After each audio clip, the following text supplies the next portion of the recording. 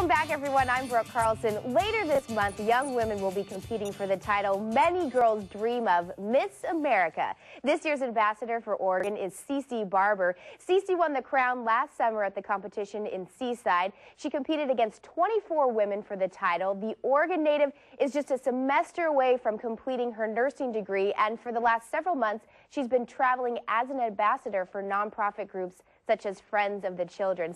joins us with an update of what she's been up to since you won the crown. And congratulations, first of all, and thank you for being here with us today. Thank you, Brooke. Now, tell us what it's like being Miss Oregon, because I'd imagine there's a lot of responsibilities that are handed to you right off the bat, right when they put that crown on your head. Yes, it was so surreal from the instant that I was crowned.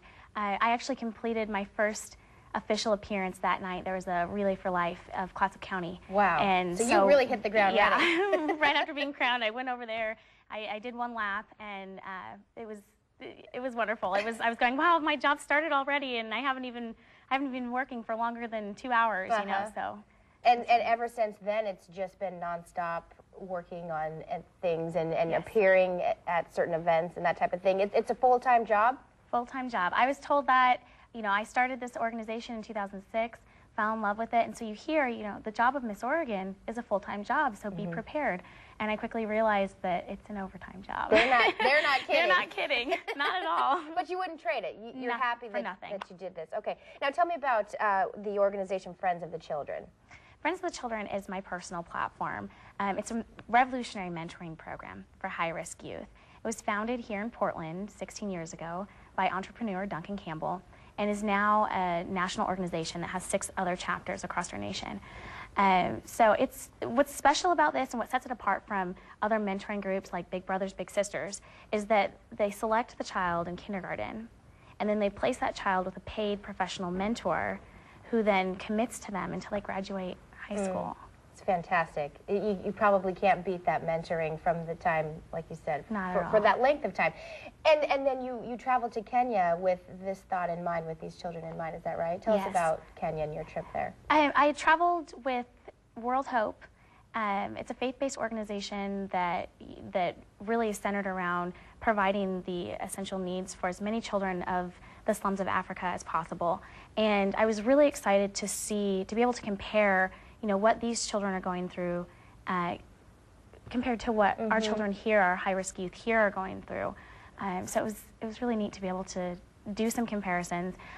Kenya is quite a bit more extreme in certain ways, but I did notice that the happiness that the children had is something that our high-risk youth here lack. And I think that the difference is that the children in Kenya don't know what they're missing out on necessarily, but the children here see all these other children that have everything they need plus more. Well, an invaluable experience for you, I'm sure. And coming up in the next half hour, we'll talk a little bit more with you about the Miss America competition coming up at the end of this month. So we'll be right back.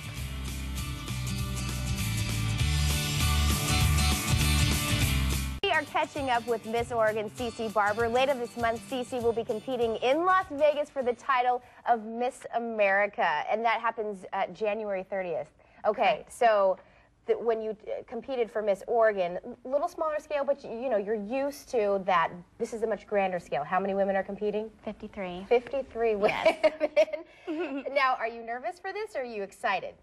I'm both nervous and excited, but I think I'm a little more nervous at this point. I can imagine. It sounds like it's an experience that you probably can't replace for anything. Are you going to take a camera? Are you going to try to document some of the experience? Yeah, I will. There's not going to be a lot of time for it. Yeah. But it's just, I think, preparing myself for the memories that are going to be made while I'm there, and really living in the moment is going to be huge, so that I don't get caught up in thinking about, oh my gosh, I'm competing for Miss America in a couple days.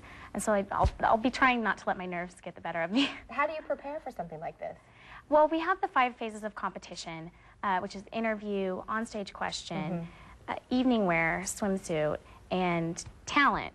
And so you prepare for those individually, but really they say that you've been preparing for this your whole life. Yeah. So it really just comes down to who you are. Just be yourself. Exactly, okay, be yourself.